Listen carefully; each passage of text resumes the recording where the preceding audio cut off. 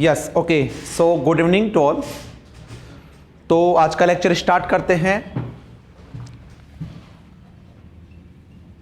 Solid state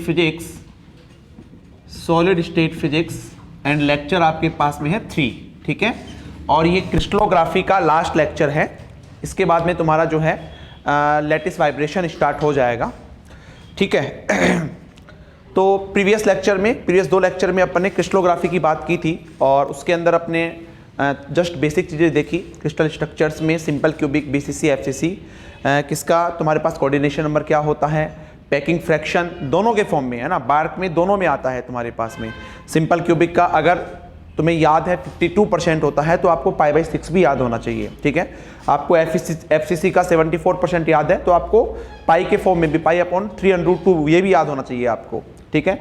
HCP का 74 है, diamond का 34 है, वो डायरेक्टली आपको पता होना चाहिए। कैसे निकालते हैं ये भी होना चाहिए कि number of atom in unit cell, sorry volume of atom in unit cell upon volume of unit cell, ठीक है। और क्या रिलेशन होता है, ट्रांसलेशन वेक्टर्स क्या होते हैं आपके पास में, ठीक है। कोऑर्डिनेशन नंबर क्या होते हैं, इफेक्टिव नंबर ऑफ एटम्स, ठीक है। सिंपल क्यूबिक में 1 होता है, बीसीसी में 2 होता है, एफसीसी में 4 होते हैं, एचसीपी में 6 होते हैं और डायमंड में 8 होते हैं तुम्हारे पास में, ठीक है। तो वो चीज़ें तुम्हें याद होनी चाहिए और ये भी पता होना चाहिए कि कैसे उनको कैलकुलेट करते हैं, वो मैंने बता दिया ऑलरेडी आपको। इसके अलावा प्रिमिटिव यूनिट सेल कौन से होते हैं, नॉन प्रिमिटिव यूनिट सेल कौन से होते हैं, वो कैसे कैलकुलेट किया जाता है, वो आपको पता होना चाहिए, ठीक है। तो लास्ट लेक्चर में अपन ने क्रिस्टल स्ट्रक्चर के बारे में बात की थी। आज ये क्रिस्टलोग्राफी का लास्ट लेक्चर होगा। क्रिस्टलोग्राफी में मान के चलिए बार्क में कम से कम 2 क्वेश्चन तुम्हारे पास आएंगे, ठीक है। चलिए लिखिए इसके अंदर एक्सरे डिफ्रैक्शन, XRD हेडिंग लिखेंगे, X-ray diffraction,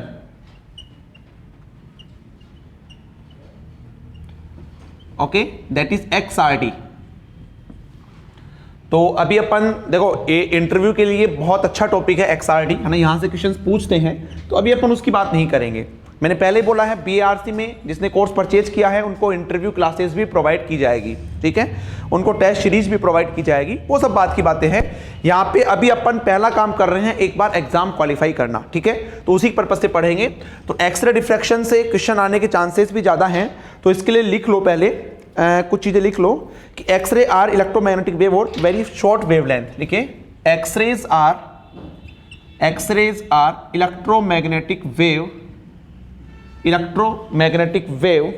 of very short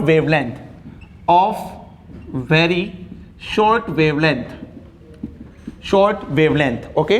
तो यहां से तुम्हारे पास जो लैम्डा होगा वो होगा 0.1 एंगस्ट्रॉन टू 100 एंगस्ट्रॉन। ये आपको वेवलेंथ रेंज पता होना चाहिए एक्सरे की, ओके। या मैं ऐसे बोल सकता हूं X-rays are very high energy electromagnetic wave, है ना, शॉर्ट वेवलेंथ है तो एनर्जी इसकी हाई होगी, ठीक है। चलिए अब इसमें लिख लिए ब्रैग्स लॉ एंड XRD। लिखिए ब्रैग्स लॉ एंड XRD, ठीक है। तो ब्रैग्स लॉ सबको पता होगा, लेकिन इनके तुम्हारे पास में अभी छोटे छोटे क्वेश्चंस देखो कैसे बनते हैं, वो आपको बताता हूं, है ना, वो चीज़ इंपॉर्टेंट है इसके अंदर। तो मान लो तुम्हारे पास यहाँ को ये क्रिस्टल है, ठीक है, और ये तुम्हारे पास उस पर लैटिस पॉइंट्स हैं। लैटिस पॉइंट क्या होते हैं, बेसिस क्या होते हैं, क्रिस्टल कब बनता है, वो सब अपन ने देख लिया था, है ना। चलो सफिशिएंट इतना। मान लो तुम्हारे पास में कोई एक एक्सरे वेव आती है, ठीक है, एक्सरे सोर्स से यहाँ से आती है और तुम्हारे पास यहाँ चली जाती है ना, और दूसरा तुम्हारे पास यहाँ पे आती है, इस लैटिस पॉइंट से तुम्हारे पास इधर डिफ्रैक्ट हो जाती है, ठीक है। ये इसका मैं क्या मान लेता हूँ, नॉर्मल है। ये तुम्हारे पास यहाँ से लेकर यहाँ तक की डिस्टेंस में क्या मान लेता हूँ, स्मॉल d है ना, जो कि HKL फंक्शन है, जिसको अपन ने इंटरप्लेनर स्पेसिंग बोला था, ठीक है। अब देखिए यहाँ पे ये मान लो कोई पॉइंट O है, ये पॉइंट P है, कुछ भी मान लो, ये एक्सरे सोर्स है, ठीक है। मैं इसको प्रूफ तो करने वाला नहीं हूं, लेकिन आपको देखो ये चीजें ध्यान रखनी है। ये इसका सरफेस है, ठीक है, ये इसका सरफेस है। इससे मैं मान लेता हूं कितना एंगल बनाता है आपके पास में, θB एंगल बनाता है, जिसको अपन ब्रैग्स एंगल बोलते हैं, ठीक है। तो आप देखो ये इसमें ऐसे परपेंडिकुलर डालते होंगे, यहां से ये परपेंडिकुलर डालते होंगे, वैल्यू कैलकुलेट करते हैं, ठीक है। और यहाँ पे तुम्हारे पास में डेल्टा x कैलकुलेट करते हैं, जिसको पाथ डिफरेंस बोलते हैं, ठीक है। सोल्व करने के बाद तुम्हारे पास ये निकल के आता है 2d sin theta B is equal to N lambda, ठीक है, for constructive interference, for constructive interference. Constructive interference आपके पास में ये निकल के आता है, ठीक है, और इसी को ही बोला जाता है, ये वेरी इंपॉर्टेंट है, रिमेंबर याद रखना है आपको, वेरी इंपॉर्टेंट रिमेंबर, और इसी को बोला जाता है ब्रेग्स लॉ, ठीक है, इसी को अपन क्या बोलते हैं, ब्रेग्स लॉ, ब्रेग्स लॉ, इसी को अपन ब्रेग्स लॉ बोलते हैं। अब आपको पता होना चाहिए डी क्या है, थीटा बी क्या है, लिख लो, D is the interplanar spacing, D आपके पास में क्या है, इंटरप्लेनर स्पेसिंग है, इंटरप्लेनर स्पेसिंग, जिसको आपने DHKL पढ़ा था, वही है तुम्हारे पास में HKL, मिलर इंडिसेस पढ़ चुके हो ऑलरेडी, ठीक है। एंड थीटा भी आपके पास में क्या है, ब्रेग्स एंगल, ब्रेग्स एंगल है आपके पास थीटा डी, ओके। लैम्डा आपको पता ही है वेवलेंथ है, एन है number of order of diffraction, order of diffraction, order of diffraction, ठीक है, ये नोट कर लीजिए भाई, ये नोट कर लीजिए।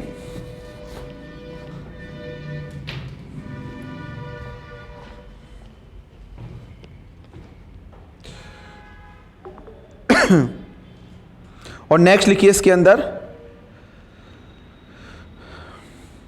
फॉर डिस्ट्रक्टिव इंटरफेरेंस, नोट करके लिख लो, फॉर डिस्ट्रक्टिव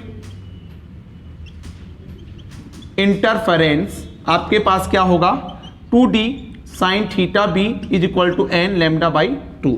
ध्यान रखना, डिस्ट्रक्टिव इंटरफेरेंस के लिए आपके पास में ये होता है, ठीक है। अब देखिए तुम्हारे पास एक बार्क में ही क्वेश्चन पूछा हुआ है, क्या, देख लो एक बार, कि आपको सब कुछ डायग्राम बना के देते हैं और पूछते हैं कि ब्रेग्स लॉ क्या होगा, 4 ऑप्शंस होते हैं, ठीक है, लेकिन एंगल तुम्हारे पास में उन्होंने क्या दिया था, दिस एंगल, मतलब जब एंगल नॉर्मल से बनाया हुआ हो, ठीक है, ये मैंने किससे बनाया है, सरफेस से। तो ये जो फॉर्मूला, जो कि जनरल फॉर्मूला होता है, सब लोग डायरेक्टली याद करते हैं, ये होता है 2D sine theta B is equal to N lambda.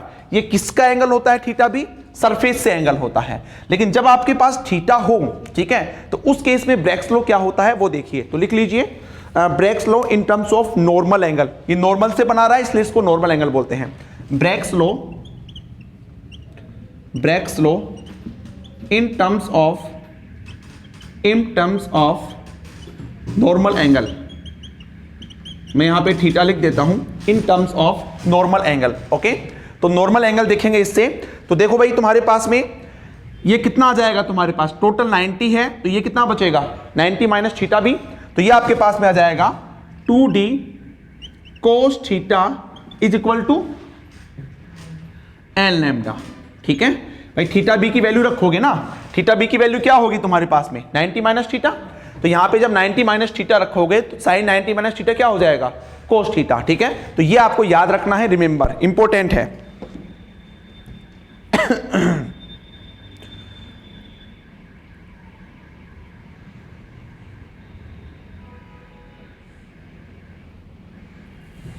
ठीक है, दैट इज इंपॉर्टेंट, ध्यान रखना।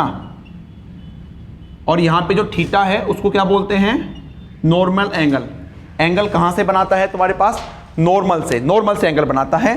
और ये क्वेश्चन BARC 2017 में शायद पूछा हुआ है ना, 17 या 16 में पूछा हुआ है। चलिए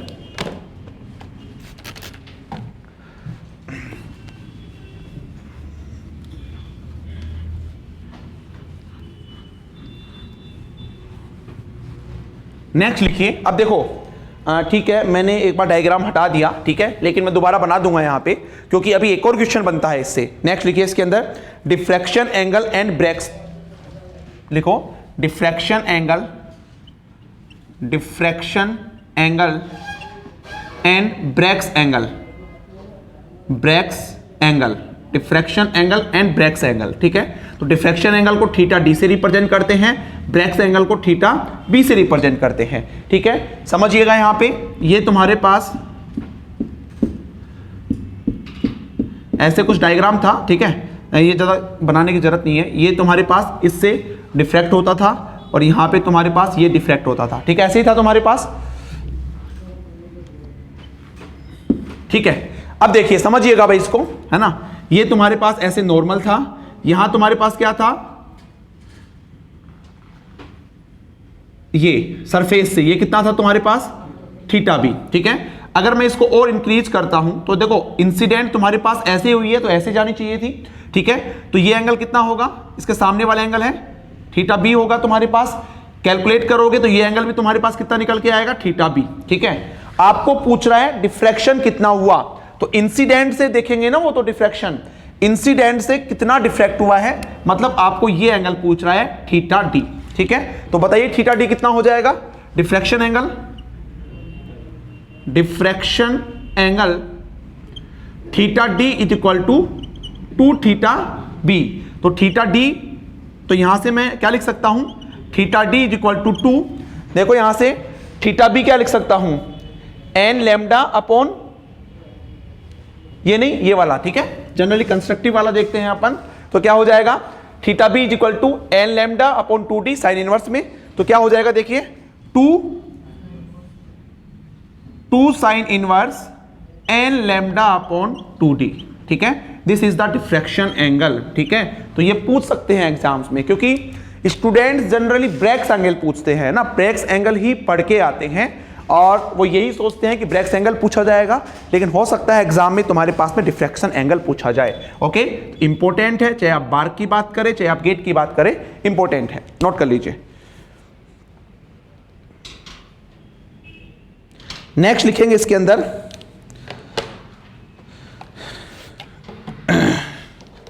नेक्स्ट लिखेंगे, अभी खत्म नहीं हुआ है तुम्हारा ब्रैक्स लॉ, है ना, अभी एक्सआरटी खत्म नहीं हुआ है, अभी तो बहुत कुछ बाकी है जहां से क्वेश्चंस आते हैं।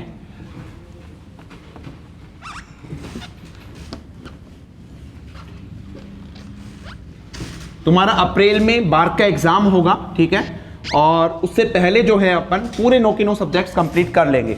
ठीक है, 9 के 9 सब्जेक्ट्स आपके कंप्लीट हो जाएंगे और इनको तुम्हें बार बार रिवाइज करना है चीजें, आपको फॉर्मूला, अब जैसे आगे तुमसे कोई पूछे थीटा डी की वैल्यू कितनी होती है, तो आपको डायरेक्टली पता होना चाहिए 2 थीटा बी होता है ना, और थीटा बी तुम्हारे पास sine inverse N lambda upon 2d होता है। चलिए नेक्स्ट लिखिए इसके अंदर, Bragg's law and XRD, Bragg's law and XRD. ठीक है, ब्रैक्स लॉ एंड एक्सआरटी, तो देखो इस पे कैसे डिपेंड करता है आपके पास में। देखो आप जानते हो 2d sine theta B is equal to N lambda, यही होता है। ठीक है, तो यहां से मैं क्या लिख सकता हूं, sine theta B is equal to N lambda upon 2d, N is equal to 1 मान लेता हूं, और लैम्डा मैंने क्या मान लिया, कांस्टेंट मान लिया ना, जैसे सी यू के अल्फा मैंने फिक्स कर दिया, सी यू के अल्फा तुम्हारे पास ये लैम्डा है तुम्हारे पास। ओके, ये मैंने फिक्स कर दिया है यहाँ पे। ठीक है, तो यहां से तुम्हारे पास क्या होगा, sine theta B proportional to 1 अपॉन डी हो जाएगा क्या भाई, 2 कांस्टेंट है ही, एन को 1 ले लिया, लैम्डा तुम्हारे पास में क्या ले लिया मैंने, कांस्टेंट ले लिया, तो directly inversely proportional to D हो जाएगा तुम्हारे पास में। और डी क्या होता है आपके पास, डी होता है 1 अपॉन एच अपॉन ए का स्क्वायर प्लस के अपॉन बी का स्क्वायर प्लस एल अपॉन सी का स्क्वायर।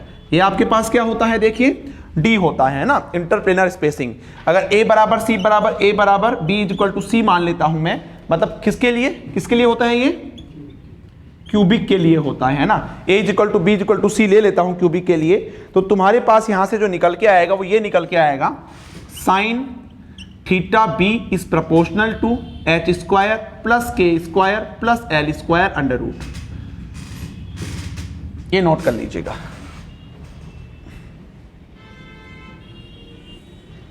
ठीक है, इसको मैं ऐसे भी लिख सकता हूं, sine square theta B proportional to H square plus के स्क्वायर प्लस एल स्क्वायर।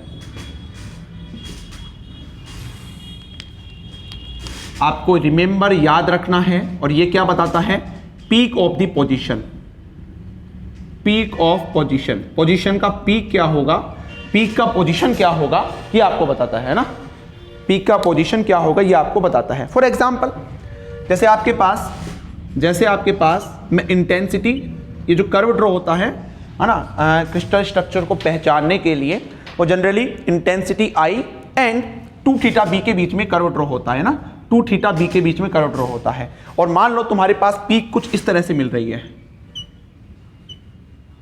इस तरह से मिल रही है, ठीक है। तो ये क्या काम करता है, थीटा बी जो है, इस पीक की पोजीशन क्या है, इस पीक की पोजीशन क्या है, इस पीक की पोजीशन क्या है, इस पीक की पोजीशन क्या है, ये बताता है तुम्हारे पास थीटा बी, ठीक है। आप देखो क्वेश्चंस कैसे आते हैं वो अपन देखेंगे, जल्दी से नोट कर लीजिए।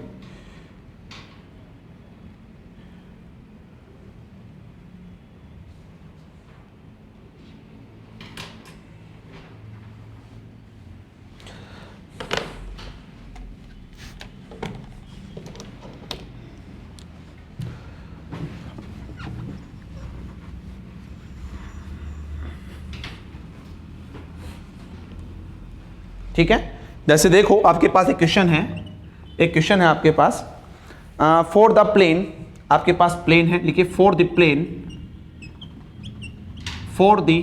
प्लेन क्या है प्लेन आपके पास, 1 1 0 एंड 1 1 1, ये आपके पास प्लेन है भाई, है ना, 1 1 0 एंड 1 1 1, ठीक है।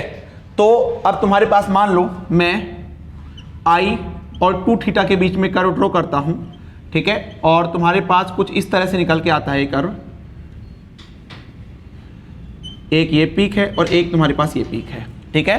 तो आपको बताना है इसकी पोजीशन 1 1 1 है या 1 1 0 है, या इसकी पोजीशन 1 1 1 है या 1 1 0, कौन सी पोजीशन किसकी है, ठीक है। तो इसके लिए मुझे क्या निकालना होगा, साइन स्क्वायर थीटा बी, भाई मुझे क्या है, एक तरह से 2 थीटा की बी की वैल्यू निकालनी है ना, तो थीटा बी जिसके लिए ज्यादा होगा उसके लिए साइन थीटा बी भी ज्यादा होगा, और वो तुम्हारे पास राइट हैंड साइड में, क्योंकि थीटा बी की वैल्यू इधर इंक्रीज हो रही है ना तुम्हारे पास में। तो देखिए ये क्या होता है, proportional to H square plus के स्क्वायर प्लस एल स्क्वायर। तो मैं क्या करता हूं, पहले 1 1 0 के लिए निकालता हूं, तो कितना आएगा,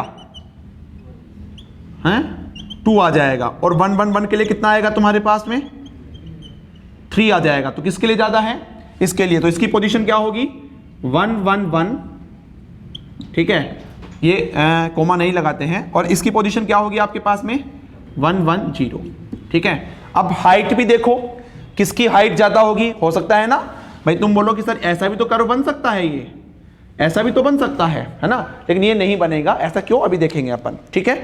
ये समझ में आ गया, किसकी पोजीशन तुम्हारे पास 1 1 होगी, किसकी 1 1 0 होगी, जिसका थीटा भी ज्यादा होगा उसकी तुम्हारे पास पोजीशन भी आगे की तरफ होगी, ठीक है ना। थीटा बी ज्यादा होगा तो 2 थीटा बी भी ज्यादा होगा, then sine square theta B भी आपके पास ज्यादा होगा।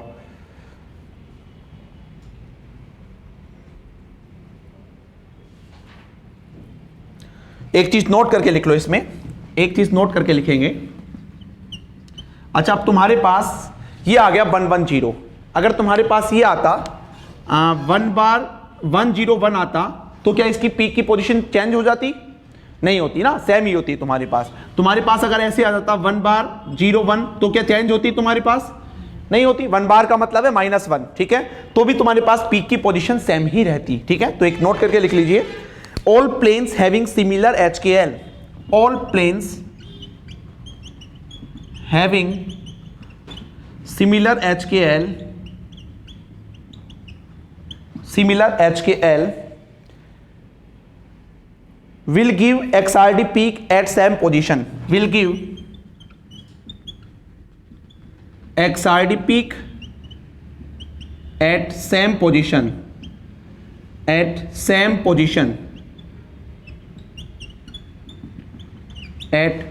position, and factor called as multiplicity factor, and factor called as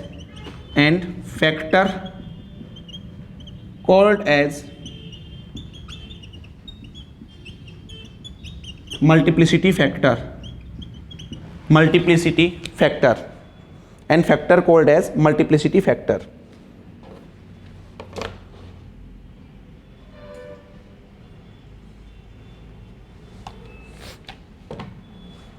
ठीक है, अब मल्टीप्लिसिटी क्या होता है भाई, लिख लो,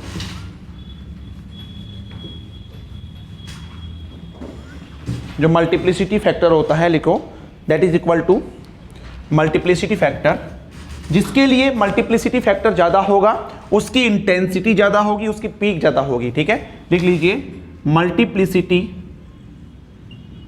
फैक्टर क्या होगा,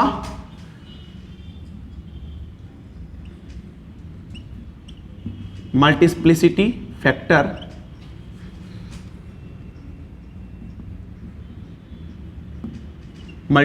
factor is equal to H square plus के square plus L square under root के अंदर। नोट कर लीजिए।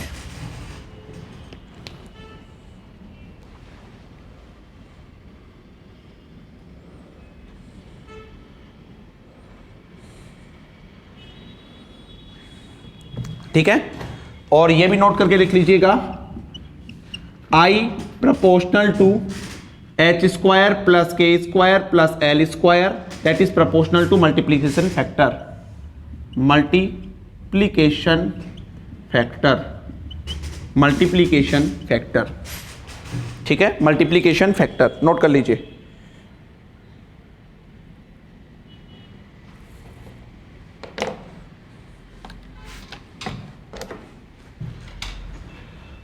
एक टेबल बना लीजिए, लिखिए general values of multiplicity factor. General values अभी सब समझ में आ जाएगा भैया ना। अभी एक क्वेश्चन देखेंगे अपन, general values of multiplicity factor. General values of multiplicity factor देखो क्या है आपके पास, ये प्लेन्स हो गए, this is planes and this is multiplicity. ठीक है, अगर प्लेन आपके पास एच के एल टाइप का है, ठीक है, मतलब तीनों तुम्हारे पास क्या हो गए, डिफरेंट हो गए, उस केस में कितना मिलेगा तुम्हें, 48, मल्टीप्लिसिटी 48 मिलेगा। नेक्स्ट एच के जीरो है, एच के जीरो है तो 24 मिलेगा। नेक्स्ट आपके पास में एच एच एल है तो 24, एच एच एल है तो भी तुम्हारे पास 24 मिलेगा। नेक्स्ट आपके पास में H H zero, H H zero है तो आपके पास 12 मिलेगा। नेक्स्ट आपके पास एच जीरो जीरो है तो 6 मिलेगा, एच जीरो जीरो है आपके पास तो 6 मिलेगा। एंड लास्ट लिख लीजिएगा एच एच एच है तो आपके पास 8 मिलेगा, एच एच एच है तो आपके पास में 8 मिलेगा। इसका मतलब समझ गए भाई, जैसे देखो लास्ट है तुम्हारे पास है ना, एच एच एच है, इसका मतलब ये है, मान लो मैंने 1 1 1 ले लिया, तीनों इक्वल ले लिया, तो इसके लिए मल्टीप्लिकेटिव फैक्टर कितना होगा तुम्हारे पास, 8 होगा। ठीक है, कैसे देखो, कैसे हो सकता है 1 1 1 हो जाए, हो सकता है 1 बार 1 1 हो जाए, हो सकता है 1 1 बार 1 हो जाए, हो सकता है 1 1 1 बार हो जाए, हो सकता है 1 बार 1 बार 1 हो जाए, हो सकता है 1 बार 1 1 बार हो जाए, हो सकता है तुम्हारे पास 1 1 बार 1 बार हो जाए, और हो सकता है 1 बार 1 बार 1 बार हो जाए। तो कितना हो गया तुम्हारे पास में, 8 हो गया। 1 बार का मतलब है तुम्हारे पास में नेगेटिव। ठीक है, चलिए, जिसके लिए ये ज्यादा होता है उसकी इंटेंसिटी आपके पास में ज्यादा होगी, है ना। अब जैसे अपन क्वेश्चन कर लेते हैं एक, तो उससे आपकी सारी चीजें क्लियर हो जाएगी।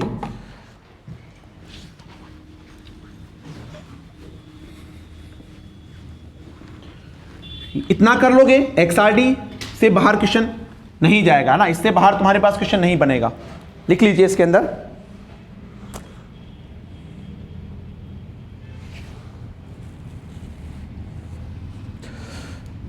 लिख लो, एक चीज नोट करके और लिख लो, दैट इज वेरी इंपॉर्टेंट। क्या है, लिख लीजिएगा, प्लेन हैविंग मोर मल्टीप्लिसिटी, लिखिए प्लेन हैविंग मोर multiplicity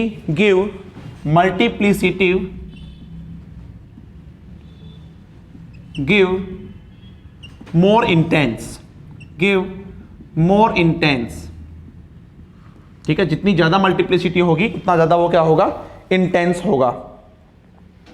जैसे एक क्वेश्चन लिख लीजिए, है ना, एक क्वेश्चन लिखिए आपके पास है, which of the following XRD is correct for, which of following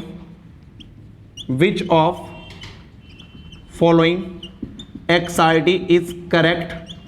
देखो ऐसे क्वेश्चंस आएंगे एग्जाम्स में, है ना, correct for 110, for 110 and 111 plane, and 111 plane. ठीक है, ऑप्शन ए है आपके पास, कुछ इस तरह से दे रखा है, ये I है, ये 2 थीटा है, और ये आपको दे रखा है इस तरह से, दिस इज 110 बोल रहा है, दिस इज 111 बोल रहा है ना। ऑप्शन बी है आपके पास में कुछ इस तरह से दे रखा है, दिस इज आई है, दिस इज 2 थीटा है, ये ऐसे और ये ऐसे, this is 110, this is 111। Option सी है आपके पास कुछ इस तरह से दे रखा है, this is 111, this is 110, I 2 theta. And option D है आपके पास none of these, none of these. Which option is correct, जल्दी से बताइए कौन सा ऑप्शन होगा।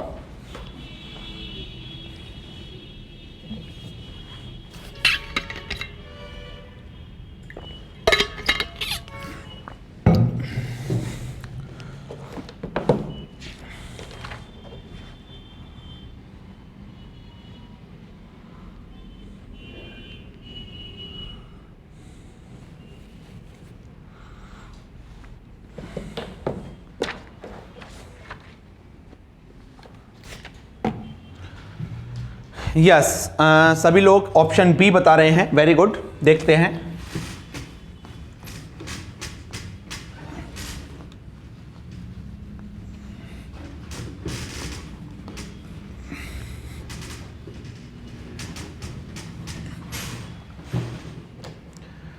ओके तो देखिए यहां पे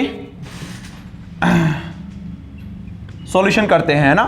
सबसे पहले तो अपन पीक की पोजीशन देख लेते हैं ना। For peak position, for peak position, तो पीक पोजीशन के लिए क्या करते हैं भाई, sine square theta B is equal to या proportional to H square plus के स्क्वायर प्लस एल स्क्वायर। तो 110 के लिए अभी तो किया ही था अपन ने, यही तो किया था। एंड फॉर 111 के लिए प्रोपोर्शनल टू 3, ठीक है। इसका मतलब जो 111 वाला पीक है वो आगे की तरफ होगा, है ना।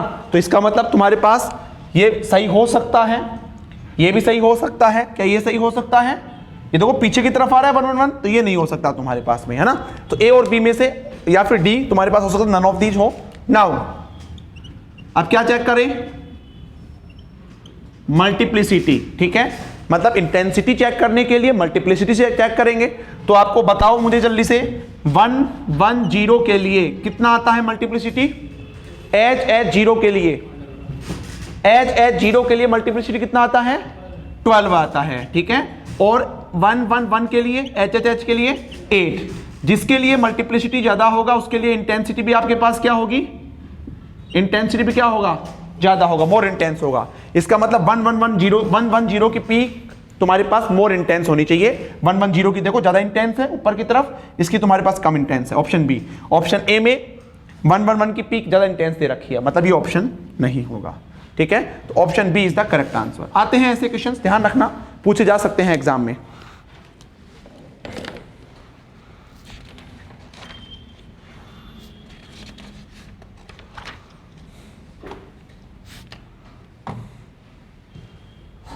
हो गया, चलिए आगे चलते हैं। इसके अंदर देखिए,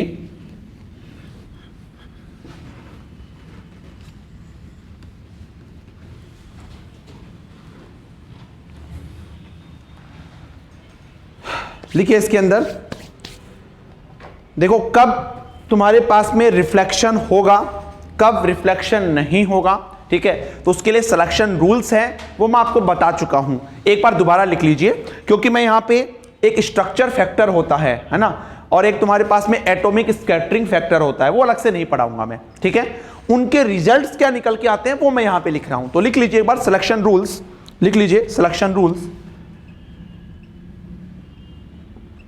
selection rules, that is very very important. ऐसा कोई एग्जाम नहीं बचा होगा जिसके अंदर ये सिलेक्शन रूल्स यूज में ना आए हों, ठीक है। चाहे जेस्ट हो, TIFR हो, नेट हो, सब में काम में आते हैं तुम्हारे पास ये, ठीक है। तो लिख लो यहाँ पे सबसे पहले फॉर सिंपल क्यूबिक, SC लिखूंगा, दैट मीन सिंपल क्यूबिक, ठीक है। सेमीकंडक्टर या सुपर कंडक्टर मत समझ लेना। लिखो all planes are allowed, all planes are allowed. यहां पे सारे प्लेन्स आपके पास अलाउड होंगे, ठीक है। सेकंड लिखिए यहां पे, सेकंड लिखिए BCC, मतलब यहां पे कोई भी रेस्ट्रिक्शंस नहीं है सिंपल क्यूबिक के लिए। BCC बेस सेंटर्ड क्यूबिक, इसमें क्या होगा? रिफ्लेक्शन अलाउड व्हेन, लिखिए रिफ्लेक्शन अलाउड व्हेन क्या हो, जब आपके पास H plus K plus L is equal to even हो, ठीक है, जब आपके पास में क्या हो, ये इवन हो, तभी रिफ्लेक्शन अलाउड होंगे, नहीं तो not allowed. Is equal to even, ये आपके पास होना चाहिए, ठीक है। थर्ड लिखिए फॉर FCC लिख लीजिए reflection allowed when, reflection allowed when all HKL क्या हो आपके पास, ऑल HKL आर इवन और ऑड, क्या तो सारे इवन हो HKL या फिर सारे क्या हो आपके पास में ऑड हो, ठीक है, तभी रिफ्लेक्शन आपके पास अलाउड होगा। एंड नेक्स्ट लिख लीजिए डायमंड के लिए, देखिए डायमंड के लिए लिख लीजिए रिफ्लेक्शन अलाउड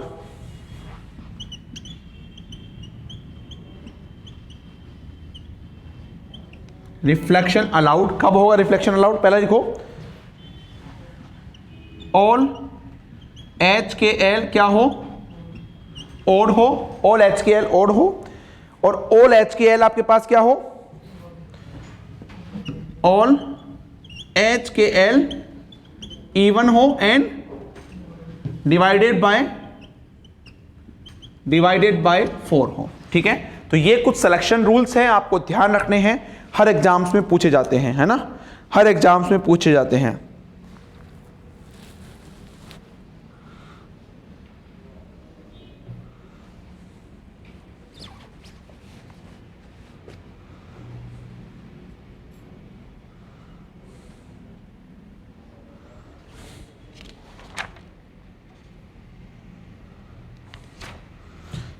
चलिए देखिए इसमें आगे देखेंगे। नेक्स्ट नोट करके लिखिए, सबसे पहले सिंपल क्यूबिक के अंदर लिख लीजिए ऑल रिफ्रैक्शन आर अलाउड, है ना, all refraction are allowed, all reflection are allowed, मतलब 100, ठीक है, 110, 111, 200, ये सब तुम्हारे पास में क्या होंगे, अलाउड होंगे, ठीक है। उसके बाद लिखिए BCC, उसके बाद लिखेंगे BCC के लिए क्या होगा भाई, H plus K plus L is equal to even होना चाहिए। इसका मतलब क्या है, इसका मतलब ये है पहली पीक कब होगी, 110 के ऊपर फर्स्ट पीक होगी, ध्यान रखना, है ना। सेकंड पीक 200, थर्ड पीक 222, यही होगी। फोर्थ पीक क्या होगी, 3 तो हो गई नहीं तुम्हारे पास में, हो सकता है ना 212 नहीं हो सकता, 202 भी हो सकता है ना।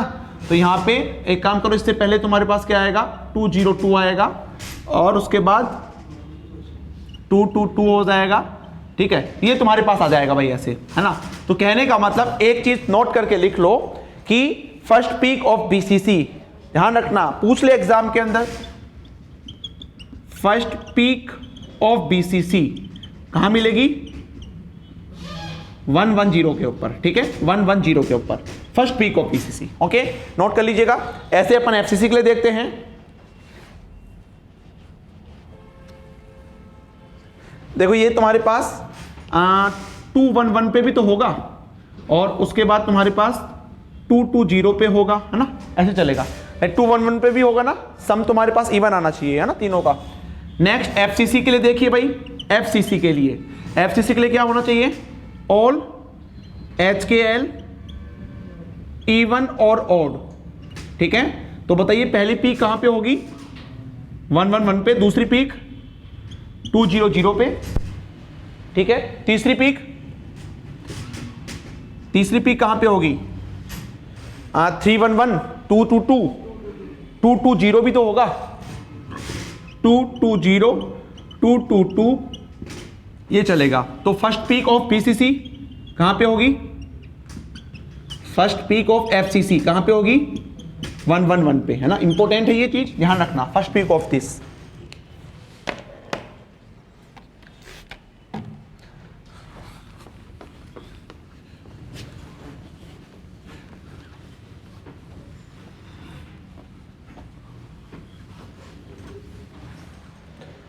तो देखिए तुम्हारे पास पूछ ले एग्जाम में h² plus k² plus l² का रेशियो, ठीक है। सबसे पहले मैं बोलता हूं सिंपल क्यूबिक के लिए, सिंपल क्यूबिक के लिए सारे अलाउड होते हैं, ठीक है।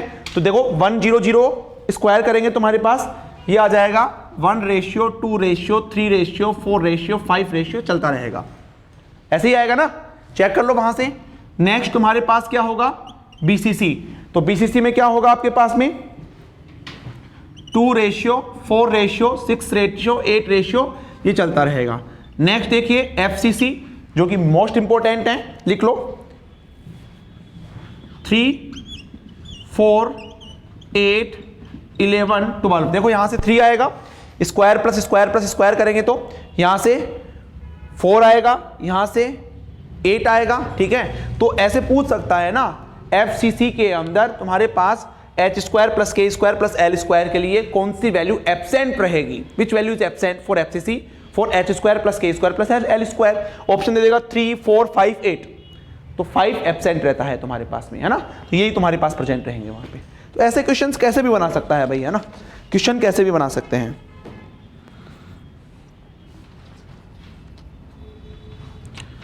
तो ये था भाई तुम्हारे पास में XRD, ठीक है।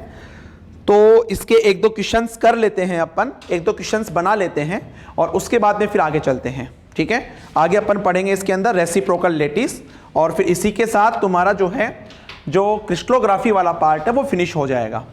फिर अपन चलेंगे तुम्हारे पास में नेक्स्ट पार्ट में, लेटिस वाइब्रेशन में।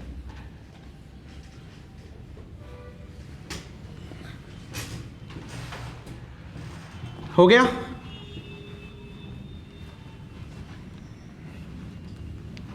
चलिए, पूरे बीएआरसी के सिलेबस में, कोर्स में अपन यही करेंगे, टॉपिक और उसके क्वेश्चंस, ठीक है। क्वेश्चंस का जो लेवल होगा वो वार्क लेवल का होगा। लिखिए a metal with BCC structure, question लिखिए, गेट में पूछा है a metal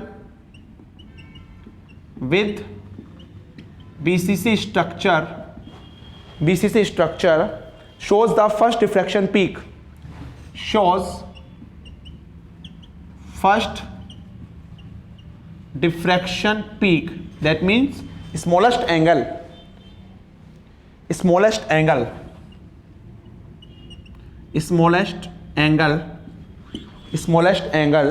at Bragg's angle of theta is equal to 30 degree, at Bragg's angle of theta is equal to 30 degree.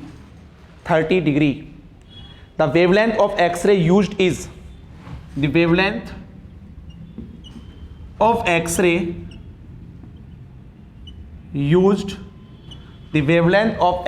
used is 2.1 angstrom. The volume of primitive unit cell of metal is, the volume of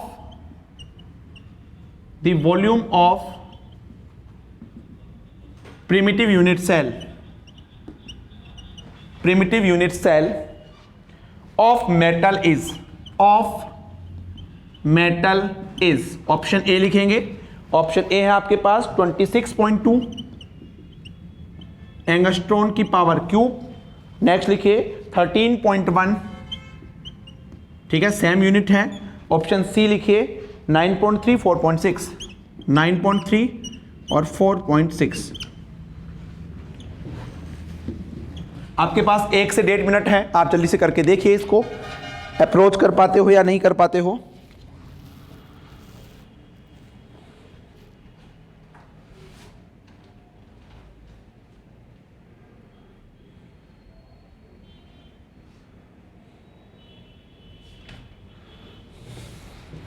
next question लिखिए, very important, ये करो पहले इसको, है ना, फिर next लिखना है आपको। NaCl crystal is a FCC lattice with a, NaCl crystal is FCC lettuce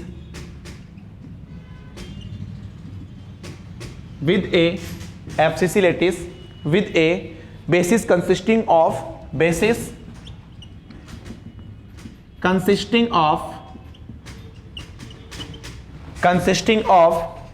Na plus and Cl minus ion separated by Na plus and Cl minus separated by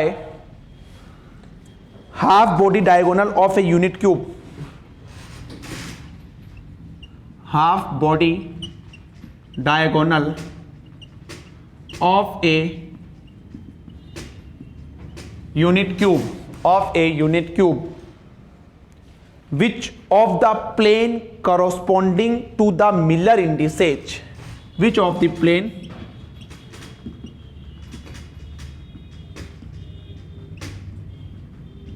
corresponding to Miller indices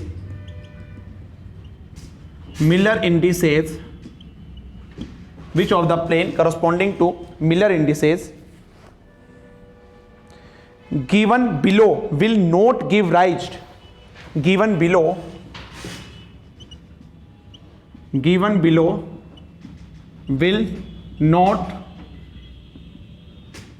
not option A बता रहे हैं, है ना, यही problem है ना, इसलिए मैंने ये क्वेश्चन आपको दिया था। ऐसा क्वेश्चन पूछ सकते हैं, ध्यान रखना। Option A is not a right answer. Given below will not give rise to Bragg's reflection of X-ray, give rise to Bragg's reflection of X-ray, ठीक है। ऑप्शन ए है आपके पास 220 242 220 242, ऑप्शन सी है आपके पास 311 221 311 221, 4 ऑप्शन हैं।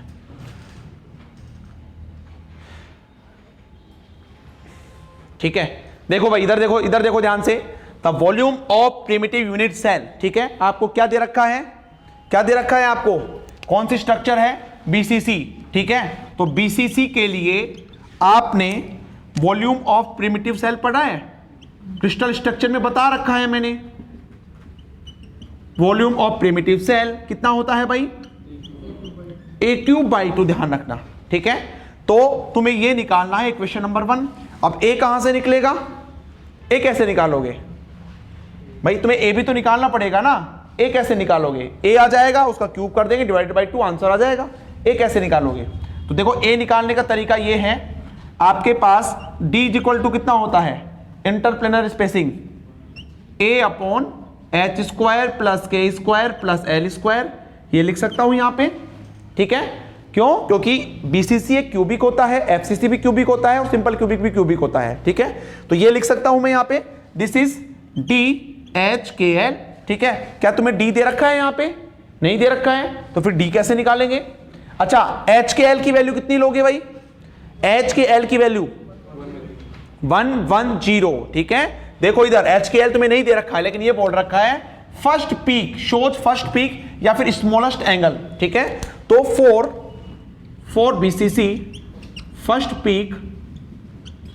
पीक कहां पे जाएगा, अभी बताया था मैंने 110 पे। तो यहां से D = कितना निकल के आ जाएगा, A/√2, ठीक है। अब तुम जानते हो 2D sin θB = n lambda, तो लैम्डा लिख दो, n मैंने नहीं दे रखा है तो आपको 1 मानना है, ठीक है। तो यहां से तुम्हारे पास 2 × A/√2 sin θ की वैल्यू कितनी है, 30 डिग्री = लैम्डा कितना है, 2.1 एंगस्ट्रॉन, ठीक है। तो देखो तुम्हारे पास इसकी वैल्यू लोगे तो कितनी लोगे, इसकी वैल्यू 1/2, ये कैंसिल आउट हो जाएगा। तो A = कितना हो जाएगा, 2.1 × √2 एंगस्ट्रॉन, ये तो आएगा तुम्हारे पास में। अब इस A की वैल्यू कहां रख देंगे अपन, यहां पे रख देना ए की वैल्यू, ठीक है। तो यहां पे तुम्हारे पास आंसर आ जाएगा, मतलब इसको जब तुम सोल्व करोगे ना तो यहां से आपके पास ए इज इक्वल टू आ जाएगा 2.97 एंगस्ट्रॉम, ठीक है। और जब ये 2.97 आ गया तो यहां से देखो सीधी सी बात है, इसका क्यूब करोगे आप, ठीक है, इसका क्यूब करोगे तो तुम्हारे पास लगभग कितना आ जाएगा, 3 मान लो इसको, 3 का क्यूब करेंगे तो कितना आएगा, लगभग 27 डिवाइडेड बाई 2 करोगे तो कितना आएगा, 13 के आसपास आएगा, ठीक है। तो कोई ऑप्शन है 13 के आसपास, देखो option B is the correct answer. अगर आप डिवाइडेड बाई 2 नहीं करते हो तो फिर बाद में तुम्हारे पास में ऑप्शन ए मिलेगा, है ना। तो ये प्रिमिटिव पूछा है तो डिवाइडेड बाई 2 करना है आपको, ओके। चलिए, तो तुम्हारे पास ये हो जाएगा a cube divided by 2, that means 13.1 angstrom, option B is the correct answer. पूछ सकते हैं ऐसा क्वेश्चन, ध्यान रखना। नेक्स्ट देखिए, क्योंकि देखो इस क्वेश्चन के अंदर ब्रैक्स लॉ भी यूज में आ गया, ठीक है, सिलेक्शन रूल भी यूज में आ गया, ठीक है। इसके अलावा तुम्हारे पास प्रिमिटिव यूनिट सेल, मतलब volume of primitive unit cell, वो भी आपको याद होना चाहिए, ओके। जल्दी से नोट कीजिए, नेक्स्ट कीजिए भाई क्वेश्चन। इसका आंसर बताइए क्या होगा, इसका आंसर बताइए, क्वेश्चन को पढ़िए जल्दी से। मैं बोल रहा हूं एक बार, NaCl crystal is FCC lattice with a basis consisting of Na plus and Cl minus separated by half body diagonal of a unit cube. Which of the plane corresponding to Miller indices given below will not give rise to Bragg's reflection of X-ray? Okay? इसमें से कौन सा ऐसा plane है जो कि Bragg's reflection को show नहीं करेगा, बताइए कौन सा है तुम्हारे पास ऑप्शन।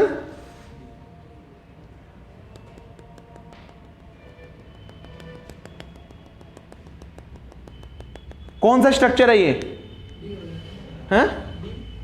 कौन सा स्ट्रक्चर है, FCC। FCC के लिए क्या बोलते हैं, सिलेक्शन रूल।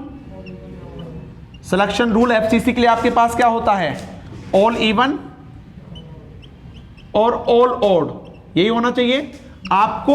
क्या तो सारे इवन हो या सारे ओड हो, तभी रिफ्लेक्शन मिलता है, रिफ्लेक्शन पीक मिलती है, नहीं तो नहीं मिलती है, ठीक है। आपको बोल रहा है यहां पे विल नॉट गिव, नहीं देती है, इसका मतलब सिलेक्शन रूल को फॉलो नहीं करना चाहिए। ये क्या कर रहा है, क्या सारे इवन है तो ये तुम्हारे पास ऑप्शन नहीं होगा, ये भी सारे इवन है, ये ऑप्शन भी नहीं होगा, ये सारे ओड है, ये ऑप्शन भी नहीं होगा। Option D is the correct answer, क्योंकि इसमें ओड इवन का मिक्सिंग है और ये मिक्सिंग नहीं होना चाहिए, ठीक है। तो अपरजता ये तुम्हारे पास में ऑप्शन बी नहीं होगा, ऑप्शन डी होगा, बिकॉज सिलेक्शन रूल FCC के लिए ये बोलता है कि आपके पास क्या तो सारे इवन होने चाहिए या सारे ओड होने चाहिए, ठीक है। तो ये ऐसे क्वेश्चंस आपको आने चाहिए भाई, है ना, आसान आसान क्वेश्चन है ये। तो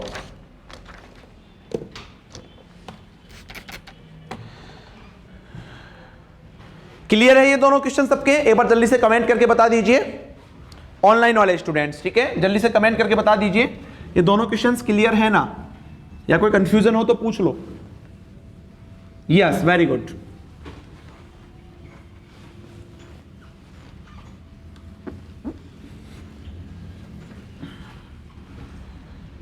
चलिए हेडिंग लिखिए, रेसिप्रोकल लैटिस। हेडिंग लिखेंगे रेसिप्रोकल लैटिस।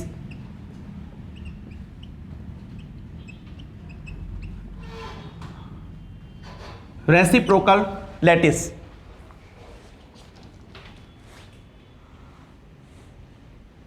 ठीक है। इसमें मैं आपको इंपोर्टेंट चीज लिखवा देता हूं, लिख लो।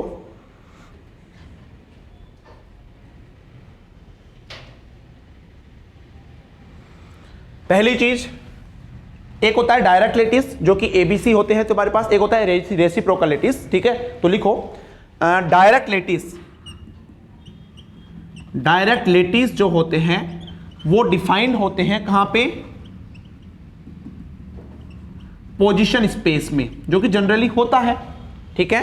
और जो रेसिप्रोकल लैटिस है, रेसिप्रोकल लैटिस है वो आपके पास कहां डिफाइन होंगे, मोमेंटम स्पेस में, मोमेंटम स्पेस, या जिसको अपन फूरियर स्पेस बोलते हैं ना, फूरियर स्पेस में आपके पास डिफाइन होते हैं रेसिप्रोकल लैटिस, ठीक है। पहला पॉइंट लिख लीजिएगा। सेकंड लिखिए, यूनिट डायरेक्ट लैटिस की डायरेक्ट लेटिस की जो यूनिट होती है वो आपके पास किसकी होती है, लेंथ की होती है, और जबकि रेसिप्रोकल लेटिस की जो यूनिट होती है वो क्या होती है, लेंथ इनवर्स। ध्यान रखना, पूछ सकते हैं क्वेश्चन, ठीक है, यूनिट से क्वेश्चन पूछ सकते हैं, है ना, ये ध्यान रखना भाई, इंपॉर्टेंट है।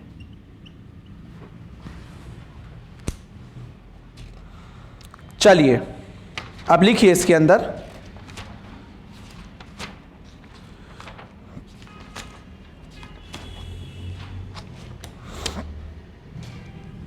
लिखिए इन थ्री डायमेंशन,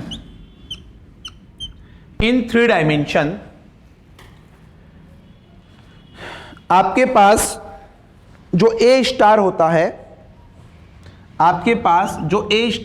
है, that means the reciprocal lattice is equal to, समझना ये आपके पास होता है 2 पाई इनटू, मैं डायरेक्ट फॉर्मूला लिखवा रहा हूं, प्रूफ नहीं कर रहा हूं, ठीक है। ए के बाद में क्या आता है भाई, बी आता है ना, तो b vector cross c vector upon में सब में, है ना, जितना अपन a star b star c star निकालेंगे, ठीक है, all terms have volume, okay. यहां पे तुम्हारे पास नीचे की तरफ वॉल्यूम आएगा, that means a vector dot b vector cross b vector c vector, ठीक है, ये ए स्टार हो गया। ऐसे ही बी स्टार आपके पास हो जाएगा 2 पाई, बी के बाद क्या आता है, सी आता है, इसी फॉर्म में होना चाहिए, upon a dot b cross c. आप मान के चलिए क्वेश्चन तुम्हारे पास मिलेगा यहां से, ठीक है, रेसिप्रोकल लेटिस से क्वेश्चंस आते हैं बीएआरसी के अंदर। सी स्टार आपके पास हो जाएगा 2 पाई ए क्रॉस बी अपॉन में ए डॉट बी क्रॉस सी, ठीक है, ये नोट कर लीजिए भाई, ये आप नोट कर लीजिएगा।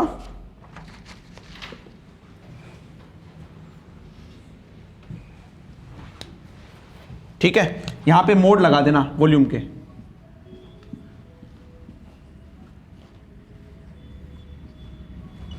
ये लीजिए, ठीक है, और लिख लेना यहां पे जो a vector b vector and c vector are the translation vector of direct lattice, ठीक है, and a star b star c star are vector लगा देना, ये भी आर ट्रांसलेशन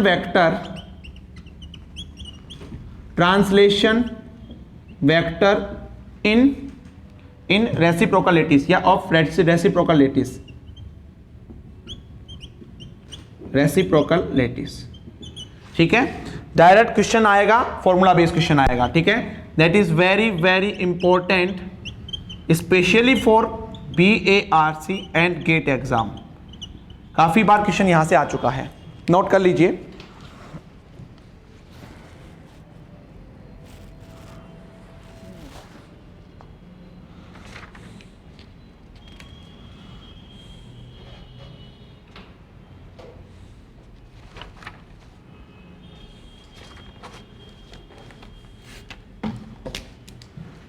हो गया, चलिए अब देखिए मैं आपको लिखवा रहा हूं रेसिप्रोकल, मैं आपको बता भी चुका हूं, है ना, प्रीवियस लेक्चर में भी आपको बता चुका हूं कि रेसिप्रोकल फॉर सिंपल क्यूबिक होता है, रेसिप्रोकल फॉर BCC FCC निकल के आता है, और रेसिप्रोकल फॉर FCC BCC निकल के आते हैं, है ना। तो देखिए तुम्हारे पास कैसे निकलेगा, देख लीजिए।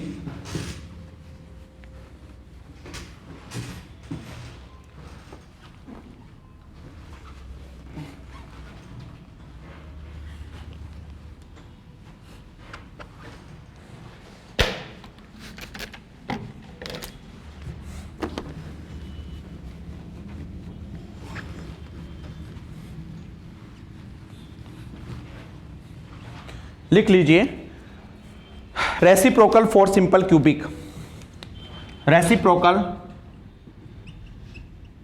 फॉर SC सिंपल क्यूबिक, ठीक है।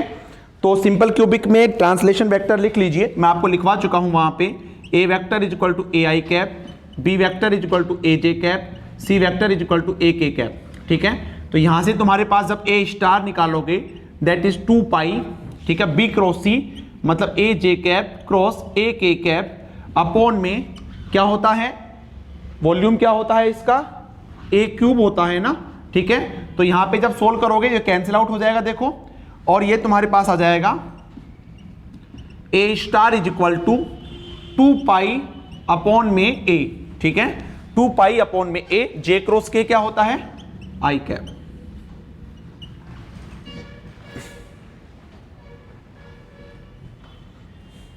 ठीक है।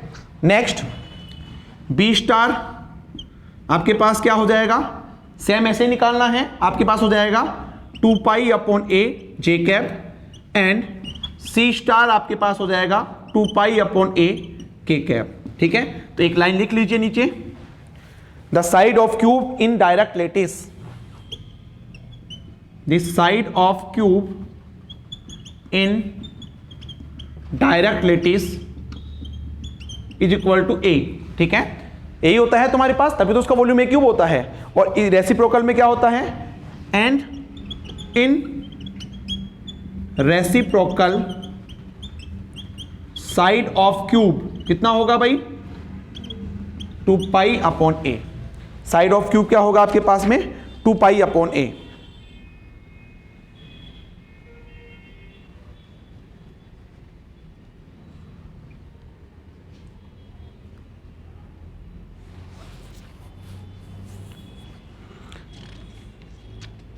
हो गया।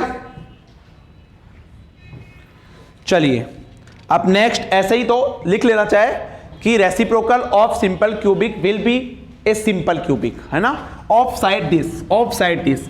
नेक्स्ट मैं निकाल रहा हूं रेसिप्रोकल फॉर बीसीसी। बीसीसी के लिए आपको रेसिप्रोकल निकालना है, मतलब बीसीसी का आपको रेसिप्रोकल निकालना है, ठीक है।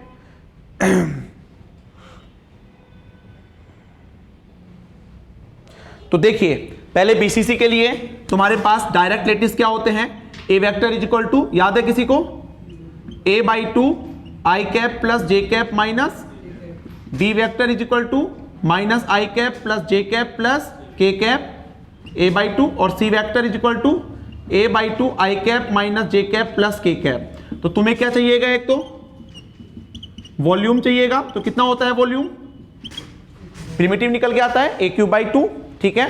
तो तुम्हें चाहिए ए स्टार, तो ए स्टार जब तुम कैलकुलेट करोगे तो ये होता है 2 पाई, ठीक है, b cross c upon a dot b cross c, ठीक है। तो यहां से तुम्हारे पास 2 पाई, बी कितना है भाई, देखो बी ये रहा, सी ये रहा, तुम्हारे पास ये वैल्यू रखना नीचे, ए क्यूब बाई 2।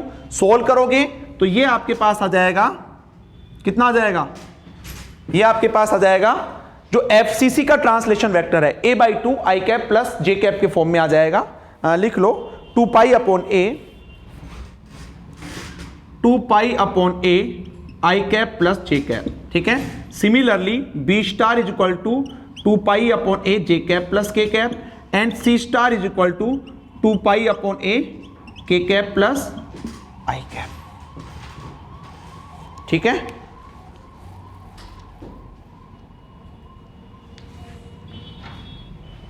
तो लिख लो यहां पे लिख लेना नीचे लाइन से, reciprocal of direct lattice in BCC is equal to, reciprocal of direct lattice for BCC is FCC, for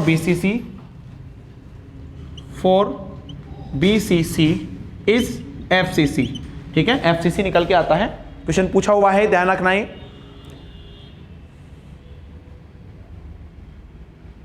note कर लीजिए। एंड नेक्स्ट लास्ट लिख लीजिए, किसके लिए, रेसिप्रोकल फॉर एफसीसी। चांसेस है आपको अपने मन से वो बना के देंगे, direct lattice a vector b vector c vector, और आपसे क्या पूछा जाएगा, रेसिप्रोकल लेटिस निकालो ना, तो फॉर्मूले में वैल्यू रख देना और आंसर निकाल लेना। तीसरा लिखिए reciprocal for FCC, reciprocal for FCC. तो बताइए भाई एफसीसी के लिए रेसिप्रोकल, तो इसके लिए पहले डायरेक्ट लेटिस लिखेंगे ना, डायरेक्ट लेटिस फॉर एफसीसी क्या आएगा भाई, a vector is equal to a by two i cap plus j cap, वही आ जाएगा जो अपन ने निकाला। B vector is equal to a by two j cap plus k cap and c vector is equal to a by two k cap plus i cap. ठीक है, तो यहां से जब मैं a vector dot b cross c निकालूंगा, ये तो चाहिएगा तुम्हें वॉल्यूम, कितना निकल के आएगा, ए क्यूब डिवाइडेड बाई 4। ठीक है, सो मुझे निकालना है ए स्टार, ये होता है 2 पाई बी क्रॉस सी अपॉन में ए डॉट बी क्रॉस सी। ठीक है, तो इसको जब सोल्व करोगे, बी और सी की वैल्यू रखोगे, तो तुम्हारे पास क्या आएगा, 2 pi upon a i cap plus j cap minus के कैप, किसका होता है ये, बीसीसी का। ठीक है, ऐसे ही जब बी स्टार आप सोल्व करोगे तो 2 pi upon A minus i cap plus j cap plus k cap, and तीसरा जब सी स्टार आप सोल्व करोगे तो ये आएगा 2 pi upon a i cap minus j cap plus k cap. Note कर लीजिए।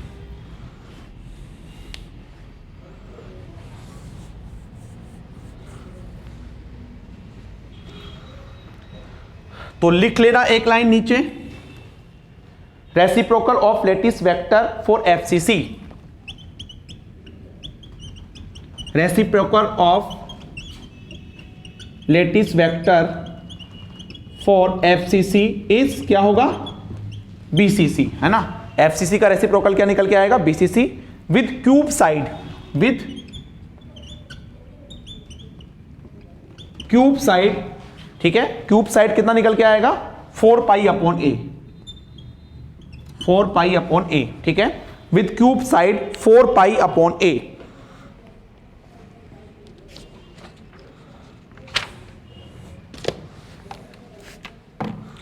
ठीक है, और एक चीज नोट करके लिख लेना, reciprocal of HCP is HCP. ठीक है, एचसीपी के रेसिप्रोकल अगर आप निकालते हो तो एचसीपी ही निकल के आता है। एचसीपी के आपको ट्रांसलेशन वेक्टर डायरेक्ट लेटिस मैंने लिखवा रखे हैं, एबीसी की वैल्यू, वहां से आप कैलकुलेट कर सकते हैं, है ना। नोट कर लीजिए।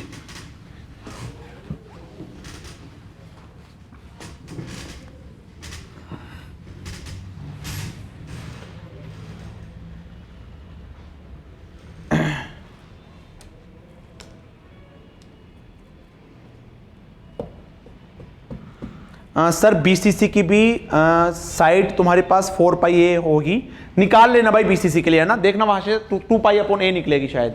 ठीक है, निकाल लेना एक बार।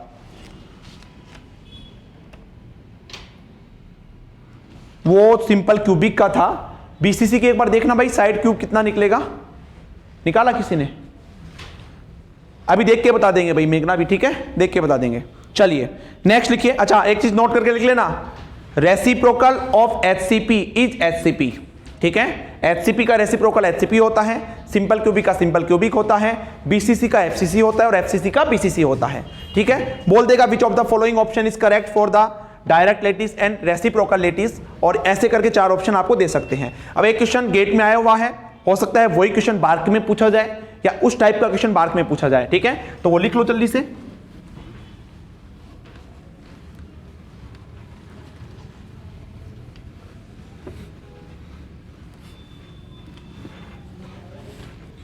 ये सोच के मत चलना, ठीक है। बीएआरसी का ठीक है, अभी बीएआरसी का एग्जाम अप्रैल में है, अभी तुम्हारा 12 फरवरी को आपका किसका एग्जाम है, गेट का एग्जाम है, तो उसके लिए भी तुम्हारी प्रिपरेशन हो जाएगी एक बार, है ना।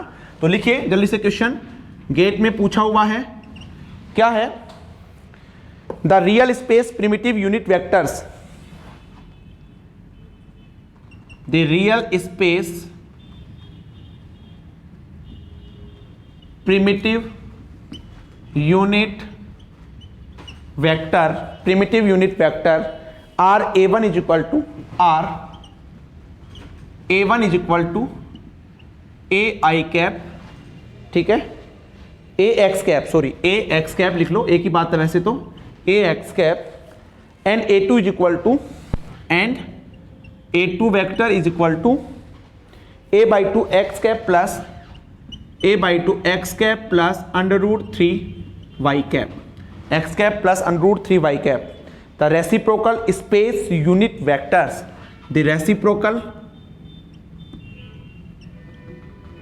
Space unit vector reciprocal space unit vector b1 and b2 for this lattice are respectively b1 vector and b2 vector for this lattice are respectively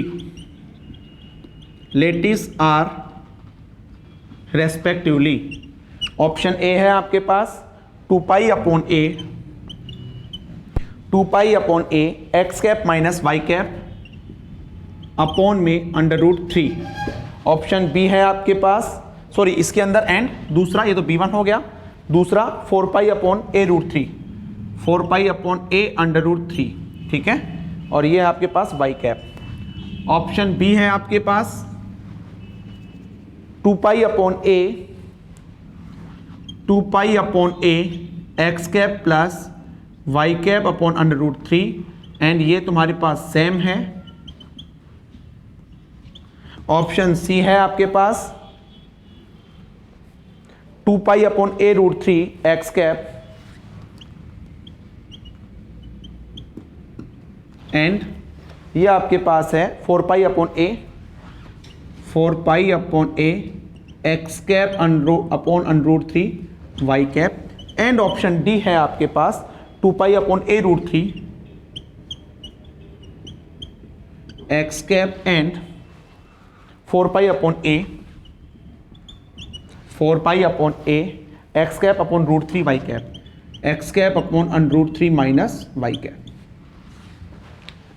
Y cap.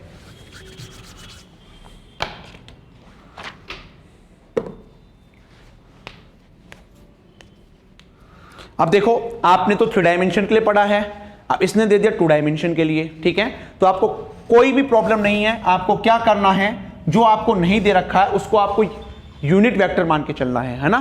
तो देखो यहां पे a1 आपको दे ही रखा है ए एक्स कैप, b1 आपको दे ही रखा है a/2 x cap plus under root 3 y cap और सॉरी a2 है, ना a2 है, ठीक है a2 और a3 आपको नहीं दे रखा है तो उसको मैं क्या मान लूंगा, जेड कैप मान लूंगा, ठीक है। अब तो लगा सकते हो फॉर्मूला। मान लो आपको b1 वेक्टर निकालना है, b1 को बोला गया है यहां पे रेसिप्रोकल लेटिस, ध्यान रखना। आप चाहो तो इसको ABC बोल दो और इसको A star B star C star बोल दो, एक ही बात है। तो यहां पे b1 इज इक्वल टू क्या हो जाएगा भाई, 2 पाई, यहां पे क्या होगा A2 क्रॉस A3 अपॉन में A1 dot A2 cross A3, ठीक है। ज्यादा बड़ा नहीं होगा क्वेश्चन ये। देखो यहां पे पहले मैं एक काम करता हूं, A2 क्रॉस A3 निकाल लेता हूं। तो A2 कितना है, a/2 x cap plus under root 3 y cap cross z cap, यही आएगा। तो मुझे बताइए x cap cross z cap क्या होता है, माइनस वाई कैप। तो a/2 minus y cap plus y cross z क्या होता है, x cap under root 3 x cap. और क्या चाहिए तुम्हें, a1 dot A2 cross A3, ये भी तो चाहिए तुम्हें। तो यहां से a1 कितना है, a x cap dot a/2 minus y cap plus under root 3 x cap, ठीक है। डॉट प्रोडक्ट करेंगे, सेम का सेम के साथ 1 होता है, डिफरेंट के साथ 0 होता है। एक्स कैप का एक्स कैप के साथ होगा 1, तो क्या बचेगा तुम्हारे पास a²/2 और यहां पे अंडर रूट 3, यही बचेगा। चलिए इसके बाद देखो तुम्हारे पास b1 वेक्टर क्या हो जाएगा, 2 पाई a क्रॉस A3 कितना है, a/2 माइनस, एक काम करो इसको ऐसे लिख दो, under root 3 x cap minus y cap upon में क्या है, a² divided by 2 under root 3, ठीक है। तो देखो ये 2 से 2 कैंसिल, एक a से a कैंसिल आउट हो गया, ठीक है।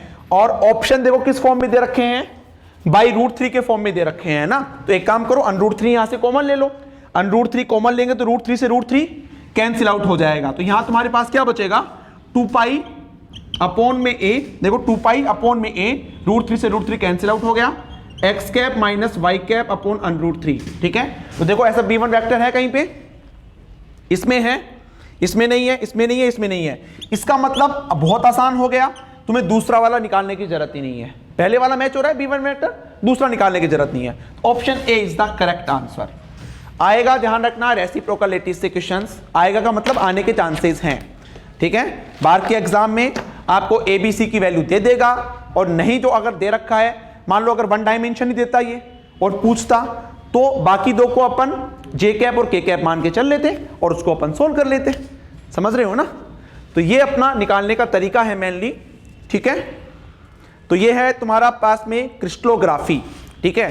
तो ये आप इसको जितनी बार रिवाइज करेंगे उतने चांसेस बढ़ेंगे आपके सिलेक्शन होने के। मैं पहले भी बता चुका हूं, बार का पैटर्न अलग है, नेट का पैटर्न अलग है, भले ही सिलेबस वही हो, ठीक है। वो सेम सिलेबस पढ़ने से ऐसा नहीं है कि आप सिलेक्शन ले जाओगे। बहुत सारे स्टूडेंट्स तो हैं नेट की कोचिंग करते हैं, लेकिन फाइनल सिलेक्शन उनका बार्क में नहीं होता है, और नेट में GRF हो जाता है, क्योंकि इसका पैटर्न अलग है, इसका लेवल अलग है तुम्हारे पास में। तो इस लेवल की ही अपने को पढ़ाई करनी है, ठीक है। तो उसी लेवल के उसी पैटर्न पे अपन पढ़ाई करेंगे, और आई होप कर भी रहे हैं, क्योंकि देखो आपने यूट्यूब पे भी देखे होंगे CSIR नेट के टोटल क्रिस्टलोग्राफी के 15 लेक्चर मैंने अपलोड कर रखे हैं, ठीक है। और यहाँ पे मैंने कितने लेक्चर करवाए हैं आपको? 3 लेक्चर। वहाँ पे भी 1 से सवा घंटे के हैं, यहाँ पे भी 1 से सवा घंटे के हैं, ठीक है। तो 3 लेक्चर में तुम्हारा पूरा क्रिस्टलोग्राफी हो गया विद क्वेश्चंस, विद न्यूमेरिकल्स, ठीक है। तो चलिए, आई होप आपको चीज़ें समझ में आ रही होंगी, ठीक है। फिर भी कोई डाउट है तो आप व्हाट्सएप ग्रुप अलग से बनाया हुआ है, वहाँ पर अपने डाउट भेज सकते हैं, ठीक है भाई। चलिए, ओके, थैंक यू।